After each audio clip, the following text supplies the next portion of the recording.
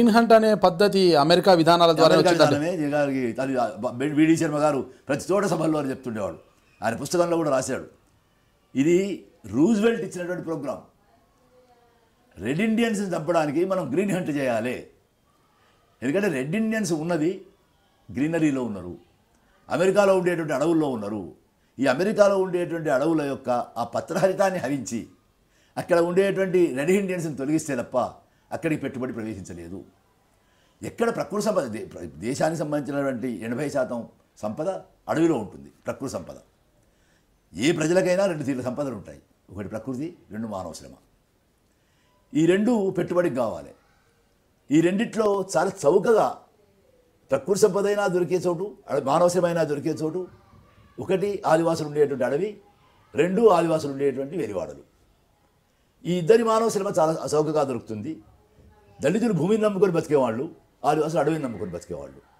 ఈ భూమి కావాలి, ఈ అడవి కావాలి. ఇది చాలా మౌలికమైన అవసరాలు దేనికైనా, ఇవి మౌలికమైన లక్ష్యాలు దేనికైనా, పెట్టుబడికి ఇవి కూడా మౌలికమైన లక్షణాలు. ముఖ్యంగా భూమి ఎప్పుడైతే ఒక మార్కెట్ సరుకుగా మారిపోయిందో, కొనే అమ్మే సరుకుగా మారిపోయిందో, భూమిని ప్రతి ఒక్కళ్ళు కూడా ఒక సరుకుగా చూడడం మొదలుపెట్టింది తప్ప భూమి మానవ అనుబంధం ఉండేటువంటి, శ్రమజీవికి అనుబంధం ఉండేటువంటి ఒక వ్యవసాయ క్షేత్రంగా చూడడం అనేది పోయింది. పోయేది కేవలం అమ్ముకునే, కొనుక్కునే సరుకుగా మారిపోయింది. వాళ్ళైతే స్టేట్ ఒక పెద్ద రియల్ ఎస్టేట్ వ్యాపారి అయిపోయింది. కనుక ఈ క్రమంలో ఇది 2009లో ఈ మొదలుపెట్టడానికి ముందు చేసిన ప్రయోగం శ్రీలంకలో చేశారు. శ్రీలంకలో రాజపక్షే ఎల్టీడీ ఉద్యమాన్ని, ఒక జాతి విముక్తి పోరాటాన్ని అణిచేసేటువంటి క్రమంలో రాజీవ్ గాంధీ కాలంలో పీస్ కీపింగ్ ఫోర్స్ సహాయం తీసుకున్నాడు. 2009 వచ్చే వరకు స్వయంగా మన్మోహన్ సింగ్ యొక్క ఫారిన్ అఫేర్స్ అడ్వైజరు, ప్రైమ్ మినిస్టర్కు అడ్వైజర్గా ఉండేటువంటి ఇద్దరు మీనన్ను, నారాయణన్ను ఇద్దరిని కూడా ఆ యుద్ధం సమయంలో పంపించడం, ప్రభాకరాన్ని చంపడం, ఎల్టీటీని పూర్తిగా ధ్వంసం చేయడం. ఆ సందర్భంలో భారత సైన్యం ప్రత్యక్షంగా పాల్గొనడం, అట్లా పాల్గొన్నటువంటి సైన్యం గాయాలై మద్రాస్ ఆసుపత్రిలో చికిత్స చేయించుకోవడం.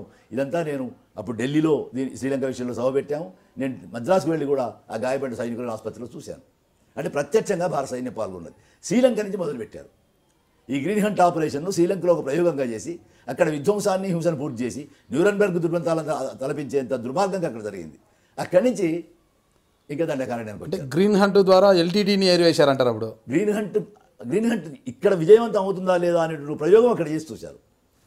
రాజపక్షకు సహకరించే క్రమంలో తమ విధ్వంస హత్యా రాజకీయాలను పదును పెట్టుకొని అక్కడి నుంచి దండకారణ్యానికి వచ్చారు. అక్కడ ప్రయోగం చేశారు, విజయవంతం అయ్యారు. ఇంకా దండకారణ్యం ప్రయోగం చేయడానికి వచ్చారు. కనుక ఒక తేడా ఏంటంటే, ఈ పోలిక నేను ఎందుకు చెప్తున్నానంటే, బ్రాహ్మణీయ ఫాసిజం అనేది, బ్రాహ్మణీయ భావజాలం అనేది రాముని కాలంలో దండకారణ్యంలో ప్రారంభమై శ్రీలంకలో వెళ్ళేది. ఆయన అడవులో ఉన్నప్పుడు ఆయన దండకారణ్యంలోకి వచ్చాడు. అక్కడి నుంచి సీతను రావణాసురుడు తీసుకొని పోతే, శూర్పణఖను ముక్కు చెవులకు వస్తే శ్రీలంకకు వెళ్ళి రావణాసురుడు చంపాడు. అప్పుడు ఆయన దండకారణ్యం నుంచి శ్రీలంకకు పోతే, ఈ కొత్త రాముడు, ఈ పోలిక ఎందుకు చెప్తున్నానంటే, అరవిందరావు పుస్తకం రాశాడు మావోయిస్టుల గురించి. ఈ మావోయిస్టులు ఆనాడు రాముడి కాలంలో దండకారణ్యంలో రాక్షసులు లాంటి వాళ్ళు. రాముడు రాక్షసులు ఎట్లా నిర్మూలించిండో, ఇప్పుడు ఈ కొత్త రాముడు అంటే హిందూ బ్రాహ్మణ దేవుడు, ఇవాళ ఎవరైతే దేవుడు అయ్యాడో, ఇవాళ అధికారు, ఆయన ఈ కొత్త రాక్షసులను అట్లే నిర్మూలించాలి.